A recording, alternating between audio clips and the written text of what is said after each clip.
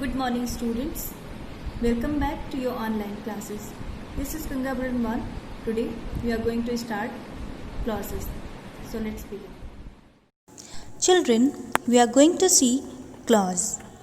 A clause is comprised of a group of words which includes a subject and a finite verb. Let's see an example. I sang a song. That means a clause is a group of words that has both a subject and a verb.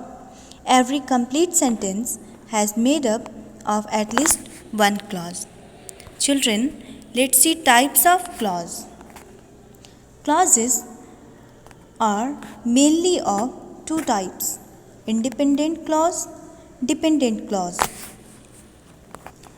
Let's see one example. After it, the topic will be clearer to you all. He had to give up work because he injured his back. This sentence has both an independent and dependent clause. Both clauses have a subject and verb. He had, he injured. But only the first one expresses a complete thought and can stand alone. He had to give up work. It's a complete thought. Because he injured his back, it is an incomplete thought. The second clause does not make sense if it is used without the first one, and so it is dependent on the first clause. It is therefore a dependent clause, also known as a subordinate clause. Okay? Now children, we are going to see independent clause. An independent clause, also known as a simple sentence, includes a subject and verb and expresses a complete thought. For example, he ran fast. I saw a boy yesterday. I lost a pen. These are the examples of independent clause. Now we are going to see dependent clause. Children, a dependent clause is a group of words that contains a subject and verb, but does not express a complete thought like independent clause. Okay? Let's see some examples. The crew could see the well, which had surfaced only 50 meters behind them. Do you know the butcher who went to court on Saturday? I am not tidying the dishes unless Peter helps. The excellence of a gift lies in how appropriate it is rather than how valuable it is. So, there are some examples of dependent clause, and these examples are underlined. You can see they all are dependent upon the first clause or the main clause, that is also called principal clause. Now children, let's see types of dependent clause. There are three types of dependent clause: noun clause, adjective clause and adverb clause. Let's see first noun clause.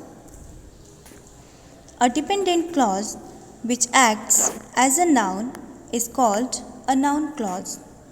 It can work as a noun either at the place of a subject or an object. Let's see an example. Whoever thought of the idea is a genius. This example, whoever thought of the idea, is the subject of the sentence. It is a noun clause. Let's see some more examples. Whatever we study increases our knowledge. What you eat determines your body size. I buy whatever I need. Now I realized what you had thought. Here, whatever we study, what you eat, they both are the subject of the sentence and they are noun clause. Next, whatever I need and what you had thought, they both are the objects of the sentences and they are also noun clauses. Let's see adjective clause. Children, an adjective clause is a dependent clause that, like an adjective, modifies a noun or pronoun. An adjective clause begins with words such as that, when, where, who, whom, whose, which, and why. Let's see an example. Mr. Jackson is the teacher who helped me with my math problems. Who helped me with my math problems? This part of the sentence is qualifying the word the teacher. So, it is an adjective clause. Let's see some more examples. I saw a child who was crying. He hates the people who waste time. I watched a movie which amused me a lot. The car, which I like, consumes less fuel. The building where he lives consists of many apartments.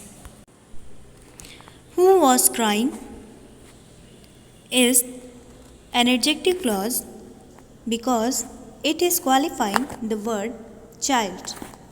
Next one, who wastes time. It is also an adjective clause because this part of the sentence is modifying the word people. Next one, which amused me a lot. This part of sentence is modifying the word movie. Next one, which I like. This part is also modifying the word car. And last, where he lives. It is also qualifying the word building. So they all are adjective clauses. Now children, we are going to see adverb clause. An adverb clause is a dependent clause that, like an adverb, modifies an adjective, an adverb, or a verb or verb phrase. An adverb clause begins with words such as after, although, because, before, if, since, than, until, when, and while. Let's see one example. Kiko's report was the best because she did the most research. Because she did the most research is an adverb clause.